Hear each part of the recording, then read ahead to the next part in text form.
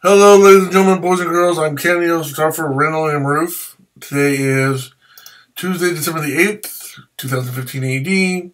10 days away from Star Wars Force Awakens. That's right, baby. 10 more days. Woohoo! I probably won't be able to see it on the opening day, though. I'll probably be too busy. Hopefully, I'll be able to see the opening weekend, though, sometimes. We'll find out. Anyway, what this video is about is I'm going to pull up some pictures. This is Greg. Let's see, I'm trying to... It's Greg. He's family. He married my mom's cousin. One of my mom's cousins. So, that's the best way to put it. Anyway, he's playing football. And I got several pictures of him here, as you can see.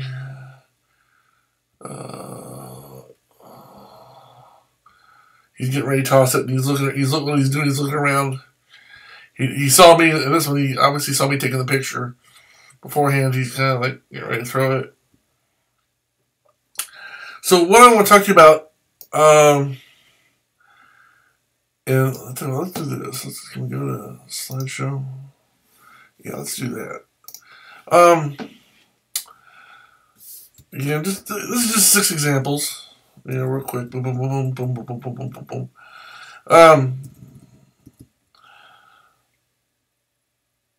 Okay, some examples of what you can do with my old digital XT.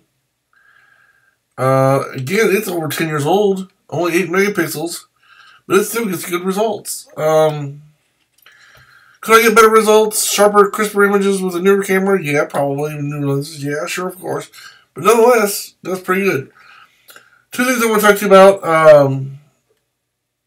in this is the 3.5 frames per second. Now, granted, as you can see, there's a little bit of a gap between them. So you can see there's, of course, again, I'm hand holding this. But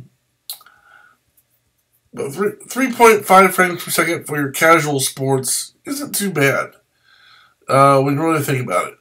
Now, for high-end professional sports, with 3.5 frames get you a whole lot? No, not really. And would you want to use it? No, not really. But, you know what they say, the best camera is the one you have with you, and this is the one I have with me. So 3.5 frames per second. As you can see, this image, is it this one? Which one was it? Yeah, it was this one. Boom. This one right here, if you look at his face, it's not quite tack sharp on that one. His face, which is what I really want, what you're after. And this kind of picture. That was not really tack sharp. I could sharpen it up with a sharpening tool, either in Preview or Photoshop, but I may do that eventually here in a little bit. But 3.5 frames per second, you can see what I got. Another thing I want to talk about is image stabilization. I don't have image stabilization or IS either in my camera or in my lens, and I'm still able to get these pictures. So does image stabilization help, especially in high-end sports? Yeah, it helps. Do you absolutely need it? No. It helps, but it's not necessary. So I mean, the thing is, you may have, if you don't have image stabilization, you may have to boost your shutter speed up some. There's no doubt you have to adjust for it compared to if you don't have it. But some of the modes I like on this camera, the digital XT, a lot of Canon cameras, of course Nikon and Sony have a lot of the same features. There's, of course, they got a sports action setting, which I really like, which is, it does 2 things. The sports action, it continually focuses, and it sets the shutter speed at the fastest that the camera can do. So, based on the available light, it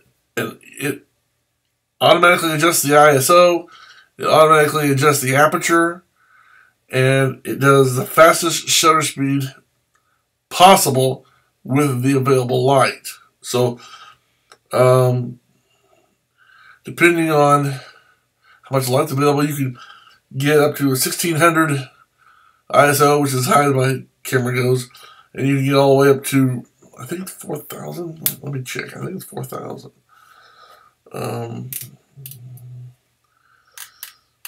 Yeah, 1/4,000th of a second.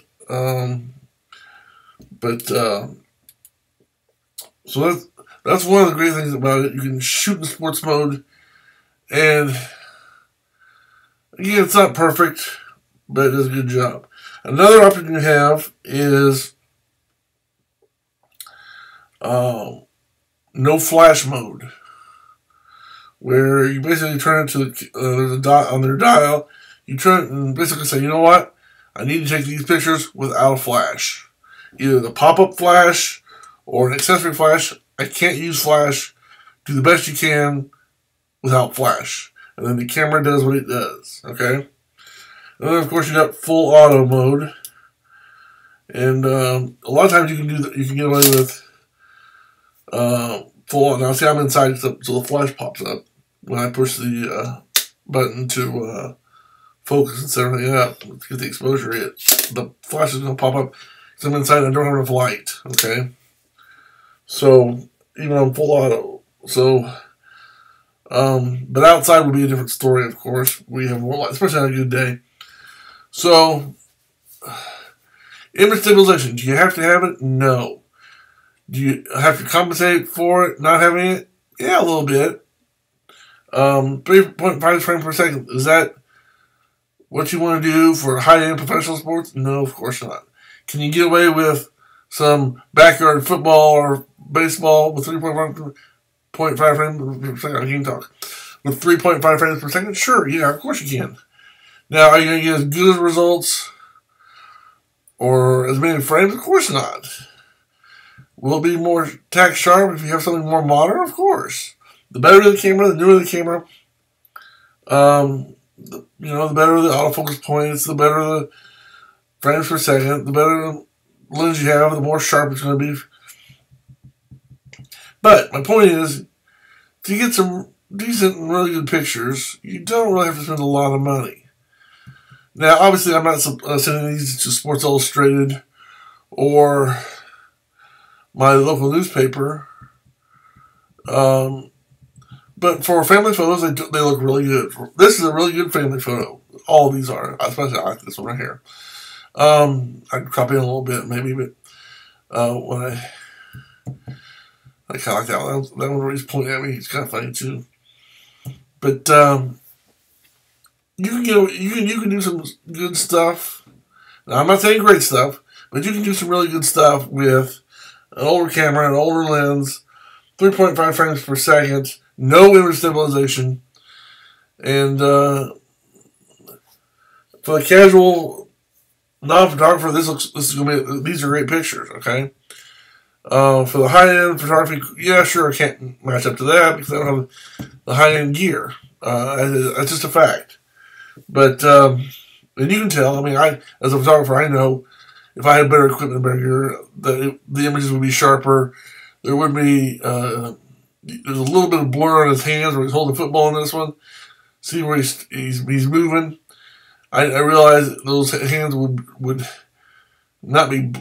be blurry or as blurry if I had if I could shoot higher ISOs than 1600 and have shutter speeds to if I can set my shutter speed to 1000 ISO and then have the camera adjust set the shutter to 1000 and then have the camera adjust the ISO up to a lot higher ISO, I can do that. But with my camera, it only goes up to 1600, and by today's standards, that's not very much, to say the least. But you work with what you got, and this is what I've got. So there they are. ISO's better, but you don't have to have it. 3.5 frames per second. Not near as good as what you can do with a more modern camera, but it's not bad. So, again, you know what they say. The best camera is the one you have with me, or with you, with me, without me, anyway. And this is the one, this is my digital F.P.S is the one I have with me. So for right now, it's the best camera I have. So, until next time, I'm Canada's photographer, RandallMRueff, saying thanks for watching. Have a good day. God bless. As always, keep taking those pictures. Bye.